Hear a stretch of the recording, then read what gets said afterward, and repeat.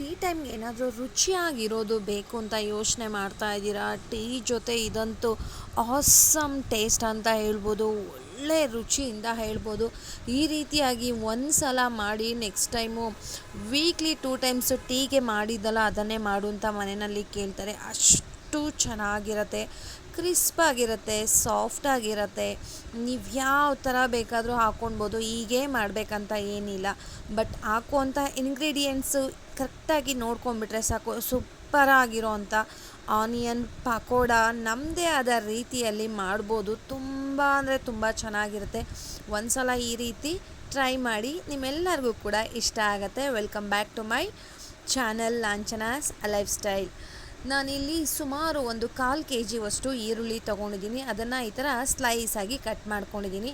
ಅದನ್ನೆಲ್ಲ ಈ ಥರ ಹಿಂಗೆ ಬಿಡಿಸ್ಕೊಳ್ಳೋಣ. ಕೈನಲ್ಲಿ ಜಸ್ಟ್ ಈ ಥರ ಹಿಂಗೆ ಮಾಡಿದ್ರೆ ಸಾಕು, ಅದೆಲ್ಲ ಬಿಡಿಸ್ಕೊಳ್ಳುತ್ತೆ. ಅದು ಎಷ್ಟು ಬಿಡಿಸ್ಕೊಳ್ಳುತ್ತೆ ಅಷ್ಟು ಚೆನ್ನಾಗಿ ಪಕೋಡ ಬರುತ್ತೆ. ಯಾರೂ ಕೂಡ ವಿಡಿಯೋನ ಸ್ಕಿಪ್ ಮಾಡಬೇಡಿ, ಪೂರ್ತಿಯಾಗಿ ನೋಡಿ. 1 ಸ್ಪೂನಷ್ಟು ಅಚ್ಚ ಖಾರದ ಪುಡಿ ಹಾಕೋತಾ ಇದ್ದೀನಿ. 2 ಹಸಿಮೆಣಸಿನ್ಕಾಯಿ, ಎರಡೂ ಕೂಡ ನಿಮ್ಮ ಮನೆಯಲ್ಲಿ ಖಾರ ಹೇಗೆ ತಿಂತೀರಾ ಅದ್ರ ಮೇಲೆ ಹಾಕ್ಕೊಳ್ಳಿ. ಕರಿಬೇವಿನ ಸೊಪ್ಪು, ಶುಂಠಿ ಫೈನ್ ಚಾಪ್ ಮಾಡಿ ಹಾಕ್ಕೊಂಡಿದ್ದೀನಿ.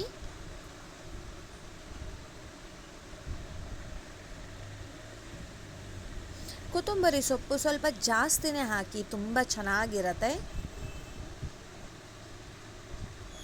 1 ಸ್ಪೂನಷ್ಟು ಜೀರಿಗೆ,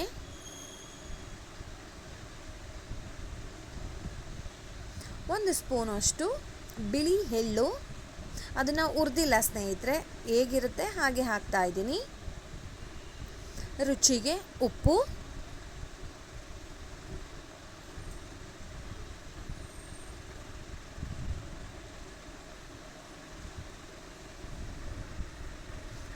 ಒಂದು ಸ್ಪೂನಷ್ಟು ತುಪ್ಪ ಮಿಸ್ ಮಾಡಬೇಡಿ, ಅದು ಒಂದು ಎಕ್ಸ್ಟ್ರಾ ಫ್ಲೇವರನ್ನು ಕೊಡುತ್ತೆ. ಇವಾಗ ಇದನ್ನು ಡ್ರೈ ಆಗಿನೇ ಚೆನ್ನಾಗಿ ಪ್ರತಿಯೊಂದು ಕೂಡ ಹೊಂದ್ಕೊಬೇಕು ಸ್ನೇಹಿತರೆ. ಪ್ರತಿಯೊಂದು ಈರುಳ್ಳಿ ಜೊತೆ ಕೋಟ್ ಆಗಬೇಕು. ಎಷ್ಟು ಚೆನ್ನಾಗಿ ಈ ಒಂದು ಮೆಥಡನ್ನು ಫಾಲೋ ಮಾಡ್ತೀರಾ ಸೊ ಅಷ್ಟು ಚೆನ್ನಾಗಿ ಬರುತ್ತೆ ಈರುಳ್ಳಿ ಪಕೋಡ. ನೋಡಿ, ಜಸ್ಟ್ ಕೈನಲ್ಲೇ ಮಾಡಬೇಕು ಸ್ನೇಹಿತರೆ. ಇದನ್ನು ಈ ರೀತಿಯಾಗಿ ಮಾಡಿ, ತುಂಬ ಚೆನ್ನಾಗಿ ಕೋಟ್ ಆಗಿದೆ ನೋಡಿ, ಈ ರೀತಿ ಬರಬೇಕು. ಇವಾಗ ಇದಕ್ಕೆ ಸುಮಾರು 1.5 ಇಂದ 2 ಸ್ಪೂನಷ್ಟು ಅಕ್ಕಿ ಹಿಟ್ಟು ಸ್ವಲ್ಪ ಉಳಿಸ್ಕೋತಾ ಇದ್ದೀನಿ. ಲಾಸ್ಟಲ್ಲಿ ಕೋಟಿಂಗ್ ಕಡಿಮೆ ಆಯಿತು ಅಂದರೆ ಹಾಕ್ಕೊಳ್ಳೋಣ ಅಂತ. ಇಲ್ಲಿ ಆನಿಯನ್ಗಿಂತ ಸ್ವಲ್ಪ ಕಡಿಮೆನೇ ಇರಬೇಕು ಸ್ನೇಹಿತರೆ ಕಡಲೆ ಹಿಟ್ಟನ್ನು ಕೂಡ 1/2 ಸ್ಪೂನಷ್ಟು ಉಳಿಸ್ಕೊಂಡಿದ್ದೀನಿ. ನಾವು ಬೋಂಡಕ್ಕೆಲ್ಲ ಮಾಡ್ತೀವಲ್ವ, ಆ ರೀತಿಯಾಗಿ ಜಾಸ್ತಿ ಕಡಲೆ ಹಿಟ್ಟನ್ನು ಹಾಕ್ಕೊಳ್ಬಾರ್ದು. ಇಲ್ಲಿ ಈರುಳ್ಳಿ ಕ್ವಾಂಟಿಟಿ ಜಾಸ್ತಿ ಇರಬೇಕು, ಆವಾಗಲೇ ರುಚಿ ಬರೋದು. ನೋಡಿ, ಈ ಥರ ಡ್ರೈ ಆಗಿನೇ ಚೆನ್ನಾಗಿ ಕೋಟಿಂಗ್ ಮಾಡಿ, ಈರುಳ್ಳಿ, ಕಡಲೆ ಹಿಟ್ಟು, ಅಕ್ಕಿ ಹಿಟ್ಟು ಪ್ರತಿಯೊಂದು ಚೆನ್ನಾಗಿ ಹೊಂದ್ಕೋಬೇಕು. ಈ ಥರ ಹಿಂಗೆ ನಾವು ಎಷ್ಟು ಕೈನಲ್ಲೇ ಚೆನ್ನಾಗಿ ಈ ಥರ ಹಿಂಗೆ ಕಲಿಸ್ಕೋತೀವಿ ಅಷ್ಟು ಚೆನ್ನಾಗಿ ಕೋಟಿಂಗ್ ಬರುತ್ತೆ. ನೋಡಿ, ಈ ರೀತಿಯಾಗಿ ಆಗತ್ತೆ. ಇವಾಗ ಸ್ಪೂನ್ ಲೆಕ್ಕದಲ್ಲಿ ನೀರು ಹಾಕ್ಕೊಬೇಕು ಸ್ನೇಹಿತರೆ. ಇದಕ್ಕೆ ಜಾಸ್ತಿ ನೀರೇನು ಹಿಡಿಯೋದಿಲ್ಲ. ಕೋಟಿಂಗ್ ಸ್ವಲ್ಪ ಕಡಿಮೆ ಆಯಿತು ಅಂತ ಅನ್ನಿಸ್ತು, ನಾನು ಎತ್ತಿಟ್ಕೊಂಡಿದ್ದೆ ಅಲ್ವಾ. ಅಕ್ಕಿ ಹಿಟ್ಟು ಮತ್ತು ಕಡಲೆ ಹಿಟ್ಟು ಎರಡನ್ನೂ ಕೂಡ ನಾನು ಪೂರ್ತಿಯಾಗಿ ಹಾಕ್ಕೊಂಡಿದ್ದೀನಿ. ಇದೆಲ್ಲ ಡ್ರೈ ಮಿಕ್ಸ್ ಆಗಿದೆ. ಇದಕ್ಕೆ ಒಂದು 2 ರಿಂದ 3 ಸ್ಪೂನ್ ಅಷ್ಟೇ ಸ್ನೇಹಿತರೆ ನೀರು ಇಡಿಸೋದು. ಅಷ್ಟರಲ್ಲೇ ಕಲಿಸ್ಕೋಬೇಕು ನೀವು. ಈರುಳ್ಳಿನಲ್ಲಿ ನೀರಿನಂಶ ಇರೋದ್ರಿಂದ ಅದು ಸ್ವಲ್ಪ ಹೊತ್ತು ಬಿಟ್ಟರೆ ಅದರಲ್ಲೂ ಕೂಡ ನೀರಿನಂಶ ಹೊಂದ್ಕೊಂಡ್ಬಿಡುತ್ತೆ ಇದ್ರ ಜೊತೆ. ಅದಕ್ಕೇ ಒಂದು 2 ರಿಂದ 3 ಸ್ಪೂನಷ್ಟು ನೀರು ಹಾಕಿದ್ರೆ ಸಾಕು. ನೀಟಾಗಿ ಇದು ನೋಡಿ ಈ ರೀತಿಯಾಗಿ ರೆಡಿ ಆಗಿಬಿಡುತ್ತೆ. ತುಂಬಾ ಈಸಿ ಅಂದರೆ ಈಸಿ ಮೆಥಡು ಸ್ನೇಹಿತರೆ. ನೀವು ಇದನ್ನು ಇವತ್ತು ಮಾಡಿ 2 ದಿನ ಇಟ್ಟರೂ ಕೂಡ ಏನೂ ಆಗೋದಿಲ್ಲ, ಅಷ್ಟು ಚೆನ್ನಾಗಿರುತ್ತೆ. ಎಣ್ಣೆ ಕಾದಿದೆಯಾ ಅಂತ ಚೆಕ್ ಮಾಡಿಕೊಂಡು ಇದಕ್ಕೆ ಇದೇ ರೀತಿ ಶೇಪ್ ಕೊಡಬೇಕಂತ ಏನೂ ಇಲ್ಲ. ನಿಮ್ಗೆ ಹೇಗಾಗುತ್ತೆ, ಯಾವ ಸೈಜಲ್ಲಿ ಬೇಕೋ ಆ ಸೈಜಲ್ಲಿ, ಯಾವ ಥರ ಬೇಕೋ ಆ ಥರ ಎಣ್ಣೆಯಲ್ಲಿ ಡೀಪ್ ಫ್ರೈಗೆ ಬಿಡಬೇಕು. ನೋಡಿ, ಈ ರೀತಿಯಾಗಿ ಆ ಎಣ್ಣೆಗೆ ಎಷ್ಟು ಇಡಿಸುತ್ತೆ ಅಷ್ಟನ್ನು ಬಿಡೋಣ. ನೀವೇ ವಾವ್ ಅಂತೀರ ಇದನ್ನು ತಿಂದು ನೋಡಿದ್ರೆ, ಅಷ್ಟು ರುಚಿಯಾಗಿ ಬಂದಿರುತ್ತೆ ಈ ಒಂದು ಈರುಳ್ಳಿ ಪಕೋಡ. ನೋಡಿ, ಕರೆಕ್ಟಾಗಿದೆ ಕನ್ಸಿಸ್ಟೆನ್ಸಿ ಎಲ್ಲ. ನೀವು ನೀರು ಜಾಸ್ತಿ ಹಾಕ್ಕೊಂಬಿಟ್ರೆ ಬೋಂಡ ಥರ ಆಗೋಗ್ಬಿಡುತ್ತೆ, ಅದು ಪಕೋಡ ಆಗೋದಿಲ್ಲ. ಈ ರೀತಿಯಾಗಿ ಒಂದು ಸಲ ಟ್ರೈ ಮಾಡಿ, ತುಂಬ ಚೆನ್ನಾಗಿ ಬರುತ್ತೆ. ಈರುಳ್ಳಿ ಕ್ವಾಂಟಿಟಿ ಮಾತ್ರ ಜಾಸ್ತಿ ಹಾಕ್ಕೋಬೇಕು. ನೋಡಿ ಆ ಎಣ್ಣೆಗೆ ಎಷ್ಟು ಇಡಿಸುತ್ತೆ ಅಷ್ಟನ್ನು ನಾವಿಲ್ಲಿ ಹಾಕ್ಕೊಳ್ಳೋಣ. ಹಾಕಿ ಒಂದು ನಿಮಿಷ ಬಿಟ್ಬಿಡಿ ಸ್ನೇಹಿತರೆ. ಬಿಟ್ಬಿಟ್ರೆ ಅದು ತಳ ಹಿಡಿಯೋದಿಲ್ಲ, ಅದಾಗದೇ ಬಬಲ್ಸ್ ಕಡಿಮೆ ಆಗುತ್ತೆ. ಸೊ ನೀಟಾಗಿ ಮೇಲಕ್ಕೆ ಬಂದಂಗೆ ಆಗುತ್ತೆ. ನೀವು ಹಾಕಿದ ತಕ್ಷಣ ಏನಾದರೂ ನೀವು ಹಿಂಗೆ ತೆಗೆಯೋದಕ್ಕೆ ಹೋದರೆ ತಳ ಹಿಡ್ದಂಗೆ ಅನಿಸ್ತಾ ಇರುತ್ತೆ, ಅಷ್ಟೇ. ತಳ ಏನೂ ಹಿಡ್ದಿರೋದಿಲ್ಲ. ನೋಡಿ ಬಬಲ್ಸ್ ಕಡಿಮೆ ಆಗ್ತಾ ಆಗ್ತಾ ಆಗ್ತಾ ಅದು ಚೆನ್ನಾಗಿ ಫ್ರೈ ಆಗಿರುತ್ತೆ. ನೋಡಿ ಆಲ್ಮೋಸ್ಟ್ ಇವಾಗ ಒಂದು ಅರ್ಧ ಫ್ರೈ ಆಗಿದೆ. ಇವಾಗ ಸ್ವಲ್ಪ ಮೇಲೆ ಕೆಳಗೆ ಚೆನ್ನಾಗಿ ಎಣ್ಣೆಯಲ್ಲಿ ಫ್ರೈ ಮಾಡ್ಕೊಳ್ಳೋಣ.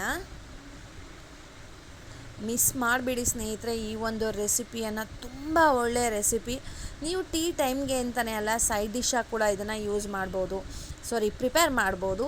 ಮತ್ತು ನೀವು ಸ್ನ್ಯಾಕ್ಸಿಗೆ ಪ್ರಿಪೇರ್ ಮಾಡ್ಬೋದು. ಲಂಚ್ ಬಾಕ್ಸಲ್ಲಿ ಸೈಡ್ ಡಿಶ್ಶಾಗಿಯೂ ಕೂಡ ನೀವು ಇದನ್ನು ಲಂಚ್ ಪ್ರಿಪೇರ್ ಮಾಡಿ ಕೊಡ್ಬೋದು ಸ್ನೇಹಿತರೆ. ತುಂಬ ಚೆನ್ನಾಗಿರುತ್ತೆ. 2-3 ದಿನ ಇಟ್ಟರೂ ಕೂಡ ಏನೂ ಆಗೋದಿಲ್ಲ. ಅಳಿಸೋಗ್ಬಿಡುತ್ತೆ, ಒಂಥರ ಸ್ಮೆಲ್ ಬರುತ್ತೆ, ಆ ಥರ ಏನೂ ಇಲ್ಲ. ಚೆನ್ನಾಗಿ ಸ್ವಲ್ಪ ಕಲ್ಲರು ಗೋಲ್ಡನ್ ಬ್ರೌನ್ ಬರಬೇಕು, ಅಲ್ಲಿ ತನಕನೂ ಕೂಡ ನೀವೇನು ಮಾಡಬೇಕು, ಇದನ್ನು ಫ್ರೈ ಮಾಡ್ಕೋಬೇಕು. ನೋಡಿ ಎಣ್ಣೆನೂ ಅಷ್ಟೇ ಅದಷ್ಟು ಅಬ್ಸರ್ವೇ ಮಾಡ್ಕೊಂಡ್ರಲ್ಲ. ಈಗ ಒಂದು ದಬ್ಬೆ ಆಗಿದೆ. ನೆಕ್ಸ್ಟು ಈಗ ಇನ್ನೊಂದು ಸಲ ಎಲ್ಲ ಒಂದೊಂದೇ ಬಿಡ್ತಾ ಇದ್ದೀನಿ. ನೋಡಿ ಈ ರೀತಿಯಾಗಿ ಹಾಕಬೇಕು. ಶೇಪ್ ಅಂತ ಏನೂ ಬರೋದಿಲ್ಲ ಪಕೋಡದಲ್ಲಿ. ನಾವು ಇನ್ನೊಂದು ಉಂಡೆ ಪಕೋಡ ಅಂತ ಮಾಡ್ತಾರಲ್ವ, ಅದಕ್ಕೆ ಮಾತ್ರ ರೌಂಡ್ ಶೇಪಲ್ಲಿ ಮಾಡ್ತೀವಿ, ಬಟ್ ಇದಕ್ಕೇನು ಮಾಡೋದಿಲ್ಲ. ನೋಡಿ ನಿಮ್ಗೆ ಎಷ್ಟಿಷ್ಟು ದಪ್ಪ ಬೇಕಾ, ಚಿಕ್ಕ ಸೈಜಲ್ಲಿ ಬೇಕಾ, ಆ ರೀತಿಯಾಗಿ ಒಂದೊಂದನ್ನೇ ಬಿಡಿ, ಅಥವಾ ಒಂದೇ ಸಲ ತೊಗೊಂಡು ಸ್ವಲ್ಪನೇ ಬಿಡ್ತಾ ಹೋಗ್ಬೋದು. ನೋಡಿ ಈ ರೀತಿಯಾಗಿ. ಹಾಗೆ ನನ್ನ ಚಾನಲನ್ನು ಯಾರು ಸಬ್ಸ್ಕ್ರೈಬ್ ಮಾಡ್ಕೊಂಡಿಲ್ಲ, ಸಬ್ಸ್ಕ್ರೈಬ್ ಮಾಡಿಕೊಂಡು ಪೂರ್ತಿಯಾಗಿ ವಿಡಿಯೋನ ನೋಡಿ ಸ್ನೇಹಿತರೆ. ನೋಡಿ ಈಗ ರೆಡಿ ಆಗಿದೆ. ನಾನು ಇದನ್ನ ಟೀ ಜೊತೆ ಸರ್ವ್ ಮಾಡಿದ್ದೆ. ತುಂಬ ಚೆನ್ನಾಗಿತ್ತು. ಮನೇಲಿ ಎಲ್ಲರೂ ಕೂಡ ಇಷ್ಟಪಟ್ಟು ತಿಂದರು. ಎಲ್ರಿಗೂ ತುಂಬ ಇಷ್ಟ ಆಯಿತು ಈ ಒಂದು ರೆಸಿಪಿ. ನೀವು ಕೂಡ ಮಿಸ್ ಮಾಡದೆ ಟ್ರೈ ಮಾಡಿ, ನಿಮಗೂ ಕೂಡ ಇಷ್ಟ ಆಗುತ್ತೆ. ಟ್ರೈ ಮಾಡಿರೋರು ಮಿಸ್ ಮಾಡದೆ ನನಗೆ ಕಮೆಂಟ್ ಮಾಡಿ. ನೋಡಿ ಕ್ರಿಸ್ಪ್ ಆಗಿದೆ, ಒಳಗಡೆಯಲ್ಲಿ ಸ್ವಲ್ಪ ಸಾಫ್ಟ್ ಆಗಿದೆ ಅಷ್ಟೇ. ಪೂರ್ತಿ ಕ್ರಿಸ್ಪ್ ಆಗು ಇಲ್ಲ, ಪೂರ್ತಿ ಸಾಫ್ಟ್ ಆಗು ಇಲ್ಲ, ತುಂಬ ಚೆನ್ನಾಗಿ ಹದವಾಗಿ ಬಂದಿತ್ತು ಸ್ನೇಹಿತರೆ. ಸೇಮ್ ಮೆಥಡನ್ನು ಫಾಲೋ ಮಾಡಿ, ಕರೆಕ್ಟಾಗಿ ಬರುತ್ತೆ ನಿಮಗೂ ಕೂಡ, ಎಲ್ಲೂ ಕೂಡ ಮಿಸ್ ಆಗೋದಿಲ್ಲ. ವಿಡಿಯೋನ ಪೂರ್ತಿಯಾಗಿ ಯಾರು ನೋಡಿರ್ತಾರೆ ಅವರಿಗೆ ಕರೆಕ್ಟಾಗಿ ಬರುತ್ತೆ ಈ ಒಂದು ರೆಸಿಪಿ. ನಿಮ್ಮೆಲ್ಲರಿಗೂ ಇಷ್ಟ ಆಯ್ತಲ್ವಾ? ಹೋಗಿ ಬರಲಾ? ಬಾಯ್ ಸ್ನೇಹಿತರೆ.